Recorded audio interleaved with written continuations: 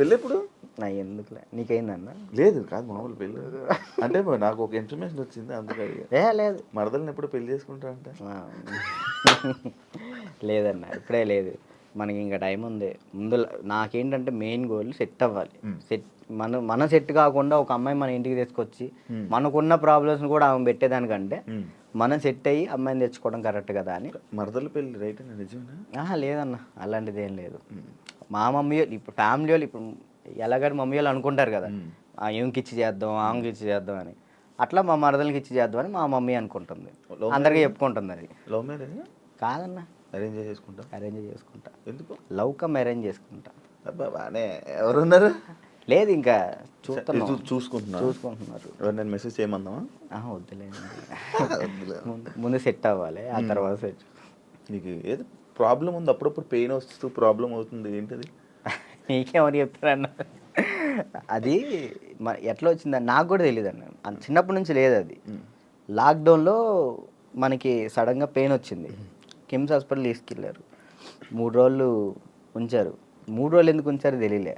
అప్పుడు చెప్పారనమాట, heart beat చాలా స్లో కొట్టుకుంటుంది, ఏమైందో తెలియట్లేదు, చిన్నప్పటి నుంచి వస్తే ప్రాబ్లం లేదు, బట్ ఇప్పుడు వస్తే చిన్నప్పటి నుంచి ఉంటుందంట స్లో బీట్, తక్కువ కొట్టుకునేది అందరికి ఉంటుందంట, కొంతమందికి ఉంటుందంట. అది చిన్నప్పటి నుంచి ఉంటే ప్రాబ్లం లేదు, ఇప్పుడు వస్తే ప్రాబ్లం ఉంటుంది అని చెప్పేసి అన్న. కొన్ని ట్యాబ్లెట్లు ఇచ్చారు, అవి వాడాం, అప్పుడు రాలే. 1 year తర్వాత ఇప్పుడు ప్రెషర్ తీసుకుంటే అప్పుడు పెయిన్ వస్తుంది. రెస్ట్ తీసుకుంటావా? వెళ్ళి సైడ్కి వెళ్ళి రెస్ట్ తీసుకుంటావా? పడిపోతాను అక్కడ, ఆటోమేటిక్గా వాటర్ తాగితే సెట్ అవుతుంది. అప్పుడు కొంచెం వాటర్ తాగితే ఇది అప్పుడు సెట్ అవుతున్నా. సడన్గా పెయిన్ రావటం ఇప్పుడే మెంటల్ ప్రెషర్ తీసుకున్నప్పుడే. స్ట్రెస్ ఎక్కువైపోయి స్ట్రెస్ అయిన ఎక్కినప్పుడు ఇది మనకి షాక్ కొట్టింది కదా, షాక్ కొట్టినట్టు ఇలా అనిపించింది, అలా పడిపోతావు. ఒక 1/2 hour తర్వాత మళ్ళీ సెట్ అయిపోతావు. తగ్గిందా? సెట్ అయిందా? ఇప్పుడైతే మ్యాక్సిమం ఒక నెలలో ఒకసారి వస్తుంది, అప్పుడైతే వారానికి ఒకసారి వచ్చేది. మరి చెప్పలేదు ఎవరికి? ఎవరు నమ్ముతారండి, ఏ సొల్లు మాటలు చెప్తున్నావు అనుకుంటారు వాళ్ళు. అవి చెప్పుకొని ఏం చేస్తావు అని, అంతే, ఏం లేదు, ఇది మన ప్రాబ్లం కదా ఇది అని. రాజుని కొన్ని విషయాల్లో నెగిటివ్ చేశారు, ఎందుకు ఆ బ్యాడ్ నేమ్ వచ్చింది అమ్మాయిలని ఏదని? ఈ ఎంత బయట వాళ్ళు ఇష్టపడుతుంటే అంత పన్నోళ్ళు ఎక్కువ ఉన్నారు. ఇప్పుడు వాడికి తెలీదో నాకు తెలీదు, కానీ నా గురించి మాత్రం బ్యాడ్ మాట్లాడేస్తాడు. అది విన్నా వినకపోయినా కానీ వాళ్ళెవరి ముందు బ్యాడ్ మాడేస్తాడు. వీళ్ళు 10 మంది చెప్తారు, వాళ్ళు పోయి ఇంకో 10 మంది చెప్తారు, అట్లా ఒక్కొక్కరు. అప్పట్లో D10 టైంలో ఎన్టీఆర్ గారు అవార్డు తీసుకున్నావు కదా, మళ్ళీ ఎప్పుడైనా కలిసావా? మళ్ళీ అంటే ఆయనే గుర్తుపట్టి ఎయిర్పోర్ట్లో ఎన్టీఆర్ సార్ గుర్తుపట్టారు. నేను అసలు పిచ్చోనైనా ఆయన నన్ను గుర్తుపట్ట ఏంటంటే, ఏదో న్యూ ఇయర్ పార్టీకో ఎటో వెళ్తున్నారు, చాలా మంది వెళ్తున్నారు, రానా గారు, రాజమౌళి గారు, అనుష్క గారు, చాలా మంది వెళ్తున్నారు.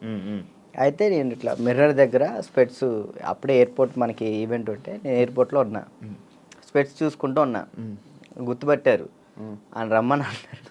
ఆ బాడీ గార్డ్స్ ఉంటారు కదా, వాళ్ళు వచ్చి రారా అన్నారు. అంటే ఎవరన్నా ఏందన్నా, ఆయన ఎంత ఎత్తున్నాడు, ఏదన్నా అంటే ఇట్లా అంటే పక్కకి తీసుకెళ్తే అక్కడ చూడంగానే ఎన్టీఆర్ సార్ ఉన్నారు.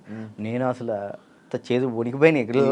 అంటే అక్కడంటే డ్యాన్స్ చేసే మూడ్లో ఉన్నాను కదన్నా, అక్కడ ఎన్టీఆర్ సార్ ఉన్నారు, వాళ్ళు ఉన్నారు, వీళ్ళు అసలు ఆ మైండ్లో లేదు. ఇది కొట్టాలి, సంవత్సరం పాటు నేను కష్టపడిన, నా కింద మా మాస్టరు, నా స్టూడెంట్స్, మా ఊళ్ళో ఎంతమంది కష్టపడ్డారు, ఒక్కడి మీద ఆధారపడి ఉంది. అది 1 year కదా అప్పుడు షూట్? 1 year. అది అప్పుడు 1 year షూట్ కదా. ఇప్పుడు 6 months. 6 monthsలో అయిపోతుంది. అసలు నరకం అన్న, ప్రతి షెడ్యూల్కి 1 year పాటు హాస్పిటల్లో ఉన్నాను నేను. దానికైతే అయితే అంత కష్టం ఉంది కదా. ఆ టైంలో మా ఎన్టీఆర్ సార్ని నేను ఊహించుకోలేదు.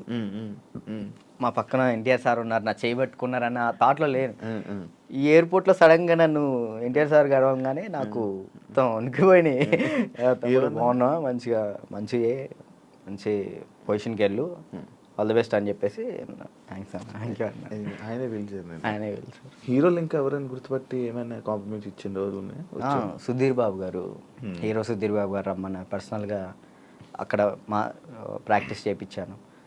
ఇంకా అంతే. సుధీర్ బాబు గారు.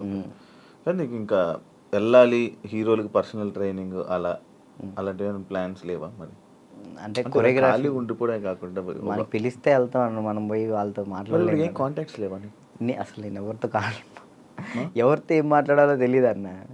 అంటే ఇప్పుడు మనం ఏమన్నా భయం, ఒకటి భయం ఉంది. భయం ఉంది. ఇంట్రోవర్ట్ నువ్వు? ఏమో తెలీదు, ఇంట్రోవర్ట్ అని నాకు తెలీదు. మరి నాకైతే ఒక భయం ఉంది. ఏమనుకుంటారు ఏంటో మనం మాట్లాడితే, తప్పుగా ఏమైనా అనుకుంటారా, వాళ్ళ పొజిషన్లో ఉన్నారు, మనం కొంచెం వెళ్ళినా అప్పుడు మాట్లాడవచ్చు. ఇప్పుడు మీరున్నారన్న, అన్న ఇది కావాలన్నా అని మిమ్మల్ని అడగగలుగుతా ఏదైనా. కానీ పక్కన వాళ్ళు ఎవరు తెలియకోకుండా నేను అలా మాట్లాడలేను.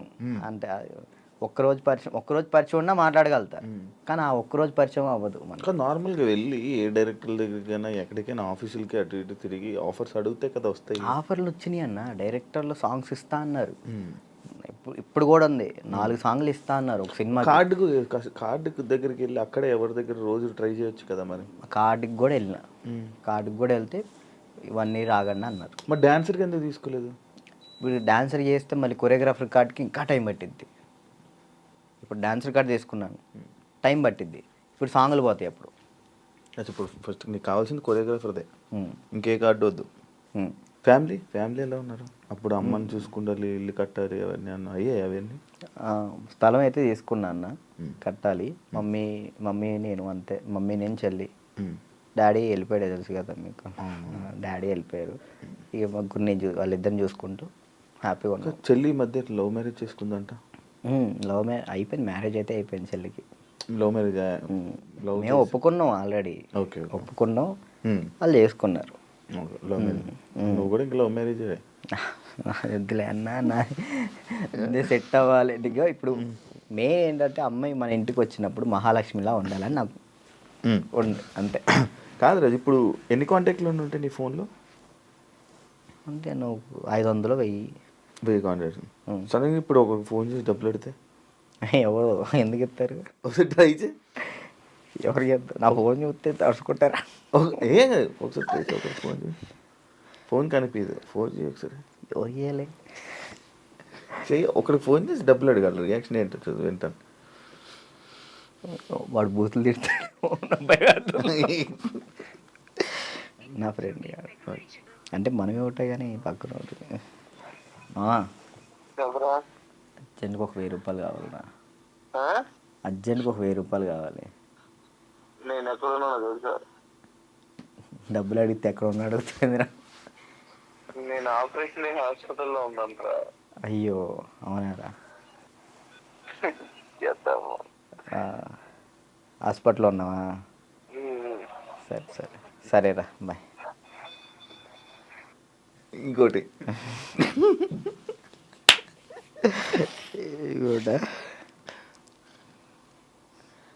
అంటే నీ ఫ్రెండ్స్, నీ కాంటాక్ట్స్ ఎలా ఉన్నాయి, నువ్వు ఏ పరిస్థితుల్లో ఉన్నావు చూద్దామని.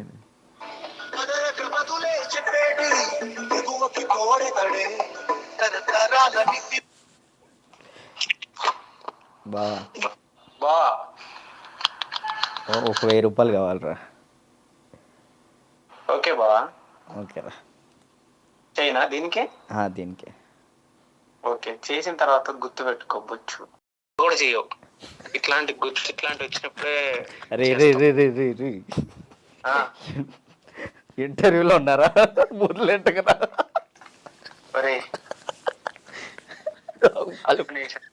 వాళ్ళు మాట్లాడతారు. ఇప్పుడు నిజంగా చేయాలొద్దా? వద్దొద్దు, సరే సరే. ప్రోమో పడిద్దయ్యా.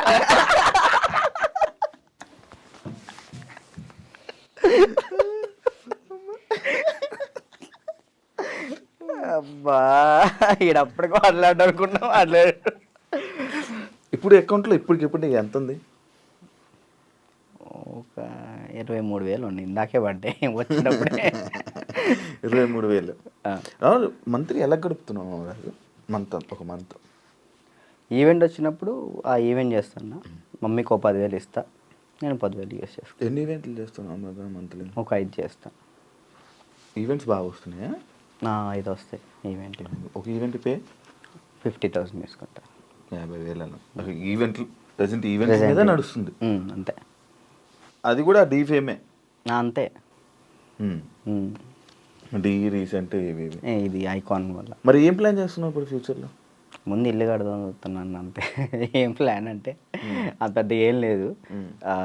కెరియర్ పరంగా కెరియర్ అంటే ఇది మెంటల్ టెన్షన్ ఉంటే ఇటు కెరియర్ మీద పెట్టుకోలేకపోతున్నాను. ముందు ఇది క్లియర్ చేసేసుకుంటే మొత్తం కెరియర్ మీద పెట్టుకోవచ్చు అని ఈ కార్డు కోసం వెయిటింగ్ అన్న. కార్డు వస్తే నా లైఫ్ మళ్ళీ డీటెన్ రాజు అని ఈజ్ బ్యాక్ అన్న. కానీ అది డీటెన్ రాజు ఇంకా ఉండిపోయింది ట్యాగ్ పోదా? ఎంత ట్రై చేసినా పోవట్లే. నా ఛానల్ పేరు కూడా మార్చిన, రాజు రాయల్స్ అని పెట్టా కానీ అది కూడా రావట్లే, డీటెన్ రాజే వస్తుంది. ఎందుకంటే డీటెన్ రాజు ఉండిపోయింది అది అసలు పోదా? నేను చాలాసార్లు అనుకున్నా డీటెన్ రాజు సరే అన్న, డీటెన్ విన్ అయ్యాను కదా, తర్వాత విన్నర్లు చెప్పు. ఎవరు? నువ్వు చెప్పు. డీటెన్ నీకే తెలియదు, తర్వాత విన్నర్ ఎవరో కూడా ఎవరికి తెలియట్లేదు. అంతే అంతే. ఇప్పుడు ప్రెసెంట్ జాను ఈ అమ్మాయి విన్ అయిందని తెలుసు అంతే. తర్వాత ఎవరు విన్, అందుకే అలా ఉండిపోయింది. ఓకే, నువ్వే విన్నర్ అమ్మా. నువ్వు చాలా మందికి నీ తర్వాత మళ్ళీ విన్నర్స్ ఎవరు తెలియదు, గుర్తులేదు. అంటే ఉన్నాయి, కొన్ని ఉన్నాయి. సోమేష్ విన్ అయ్యాడు. సోమేష్, అభి, సంకేత్ విన్ కాలేదు. తర్వాత సంకేత్ డి జోడి కొరియోగ్రాఫర్లో నా ముందల. ఓకే, కొరియోగ్రాఫర్ ఈ మనోడు డాన్స్ ప్లస్ ఇటు వెళ్ళాడు, ఇది చేయలేదు, మళ్ళీ డీ చేయలేదు. పీయూష్ విన్ అయ్యాడు. అందుకే ఇంకా డీటెయిల్ ఉండిపోయింది అంతే. అంతే. మార్చాలని చూసావా? ట్రై చేసావా? రాజు రైల్స్ అని పెట్టిన యూట్యూబ్ ఛానల్కి. మారుతుందేమో చూడు. వ్లాగ్స్ చేస్తున్నావు కదా, వ్లాగులు చేస్తున్నావు కదా. ఏం చేయమంటారు, తప్పట్లేదు. దీని నుంచి వచ్చినా కానీ మ్యాక్సిమం ఫోకస్ చేసుకోగలుగుతాను. ఓకే.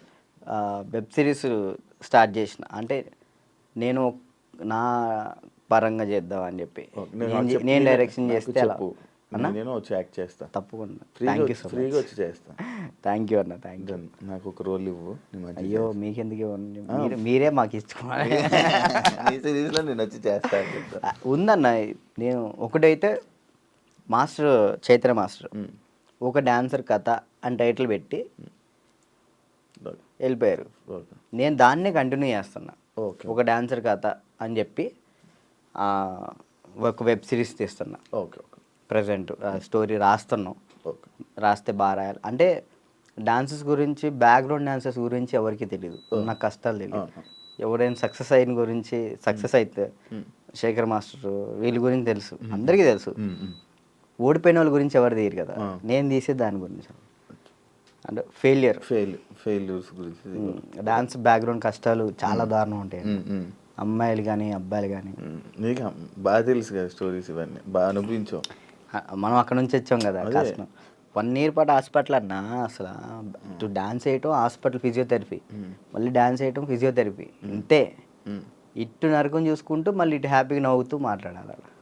అంటే ఇంకా డాన్స్ చేస్తున్నావు, సెలబ్రిటీ అవుతున్నాను, ఒక హ్యాపీనెస్. సెలబ్రిటీ అనే ఫీల్ లేదు, అందరూ గుర్తుపడుతున్నారని ఒక హ్యాపీనెస్, అదొక హ్యాపీనెస్. ఇటువైపు ఏమో హాస్పిటల్లో దెబ్బలు. అంటే అది అలవాటు అయిపోయింది. ఇంకా డాన్స్ క్లాసు, డాన్స్ చేయటం, ఇంక మాకు ఇదే ఫ్యూచరు, మాకు ఇది చేస్తే చాలు అనే ఒక ఫీల్లో ఉండిపోయాను నేను. నాకు నెక్స్ట్ ఫ్యూచర్ ఇంకోటి ఉందని ఆలోచనలో లేను నేను. అదే. Thank you Raju, thank you interview ఇచ్చినందుకు. And all the best. నీ కెరీర్లో మంచి సెటిల్ అవ్వాలని, థ్యాంక్ యూ. ఇంకా మంచి స్థాయికి వెళ్ళాలని వెయిట్ చేస్తున్నాను నేను. మరి ఎప్పుడురా ఏదో ఒకటి చెయ్యాలి, బిజీగా ఉండాలి, ఏదో ఒకటి సాధించాలని నేను ఎప్పుడు ఎదురు చూస్తా. మంచి కోరుకునే వ్యక్తుల్లో నేను ఒకడిని. Thank you. ఎప్పుడు మంచి కోరుకుంటా. And all the best. నీ కెరీర్లో మంచి సెటిల్ అవ్వాలని కోరుకుంటాను. అదే, థ్యాంక్ యూ ఇంటర్వ్యూ ఇచ్చినందుకు. మళ్ళీ ఎప్పుడైనా కలుద్దాం తప్పకుండా. మళ్ళీ ఇంకోటి ఏదైనా సక్సెస్ అయ్యాక, ఒక సినిమా చేశాక, ఒక కొరియోగ్రాఫర్గా అయినప్పుడు మళ్ళీ నేను ఇంటర్వ్యూ పిలుస్తే తప్పకుండా రావాలి. షూర్, తప్పకుండా. డన్. చూసారు కదా ఇంటర్వ్యూ. ఇంకో గెస్ట్తో మళ్ళీ మీ ముందు కలుస్తా. అంతవరకు